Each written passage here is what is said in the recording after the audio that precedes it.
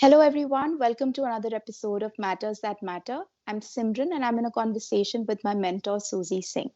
Susie, today I want to talk to you about an experience that people have on a daily basis. It is when somebody, a stranger, maybe in the traffic or your neighbor is extremely rude to you and sort of throws this negativity at you. And that experience becomes very sticky for people. They keep replaying that conversation in their heads for the rest of the day. They keep thinking of justifications and defenses in their shower. I should have said this, I should have said that, and this negativity sticks to you and it leaves you feeling very dirty and low. And people can't shake it off that easily, even though it was a stranger. So, how should one respond to such a situation?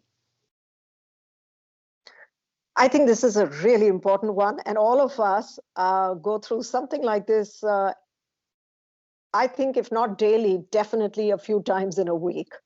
Yeah.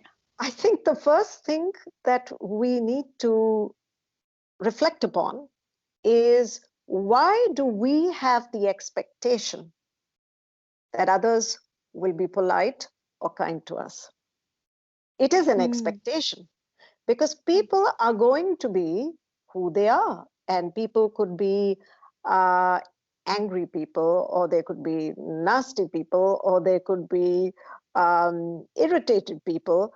And I don't mean to use these labels as judgments, but depending on how life has treated them and how they have responded or reacted to their lives and who they've become, and maybe they don't even realize it, or maybe somebody's just had such a wretched day that they are having a transference of their anger and misdirecting it at you.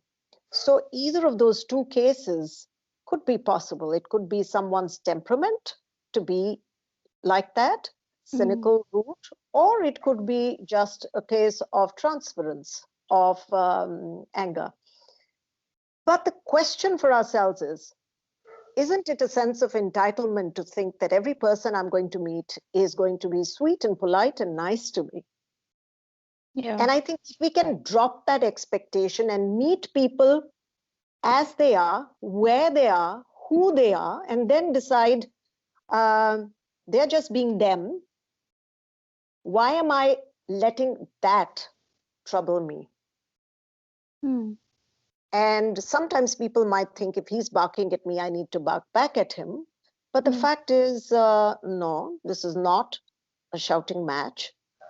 He is being him, and I'm going to be me. So if my tendency, nature, or what I am committed to is a peaceful way of life, then Mm. I can choose to not respond. And I can choose to remove myself from that situation. So that's the first thing. But having said that, we are all biochemical by our nature. And therefore, of course, if somebody is going to come at us in that very negative or rude tone, then we are going to feel the impact of that negativity, which is why it gets so sticky, as you said.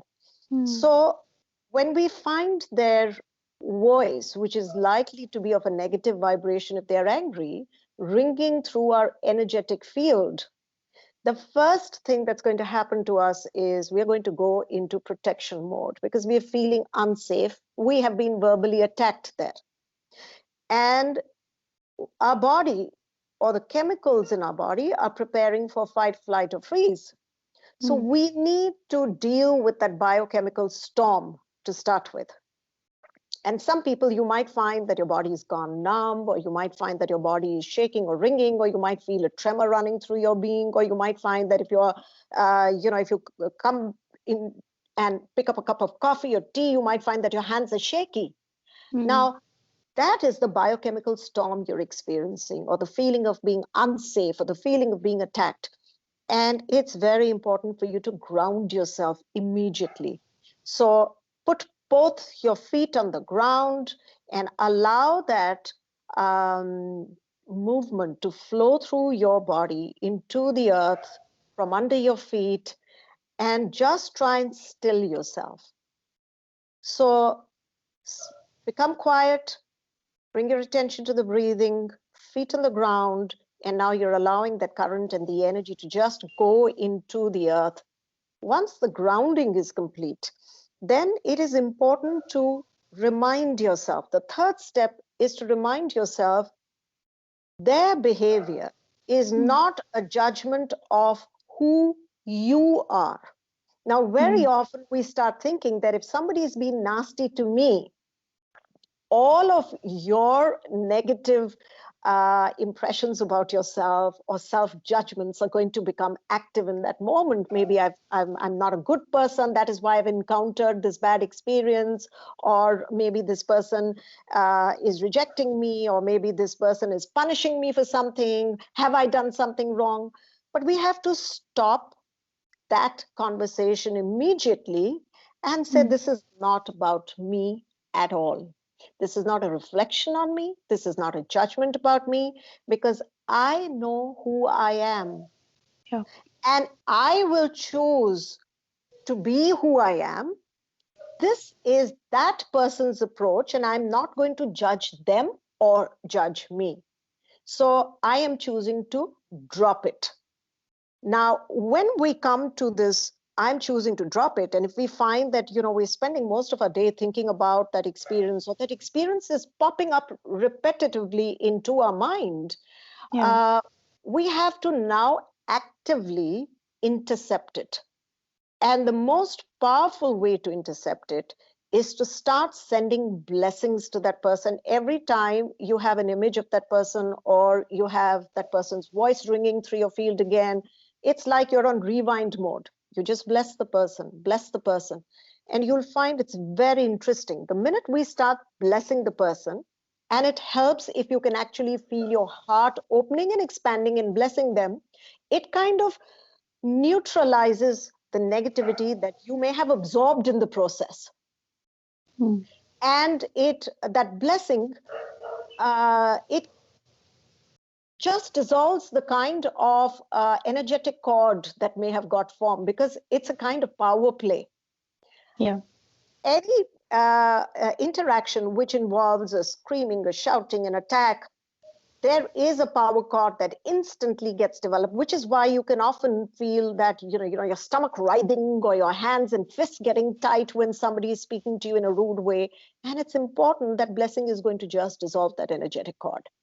So you send the blessings, and then the fifth most important thing is to see, what does this tell me about my own triggered self? Mm. Because the power from this situation only comes from, what have I learned about myself? How has this interaction helped me understand my nature, my reactions, my responses? How does it help me know myself better? And how can I shorten the period from discomfort, from negativity, to becoming peaceful again? How long does it take for me to be at peace? How long does it take for me to bless a person who may wish to harm me in some way, even Right. if it may be through verbal words? Yeah. So that is the only thing that is of essence in this interaction. Mm. So if we can follow these 5 steps, we will find that we will be free of that negative thing, because we've really milked the experience, and we've blessed the other. We've chosen not to judge, and we have been very conscious, and we have learned and grown and benefited from that experience. Right. So just follow the 5 steps, drop your expectations about others being polite, ground yourself so that the biochemical storm is calmed down. Do not judge yourself or the other person. If you're overthinking, immediately intercept by sending blessings. And fifth is, use that experience to understand yourself better. Right. So I think situations like this can really be times of growth, like you said, and really about doing the opposite of generally what our mind tells us to do, Yeah. react angrily or judge the other person. Thank you so much, Susie. I hope everyone benefits from this. If you like this video and found this helpful, please like, share, and subscribe to this channel. Thank you for watching, and we will see you soon.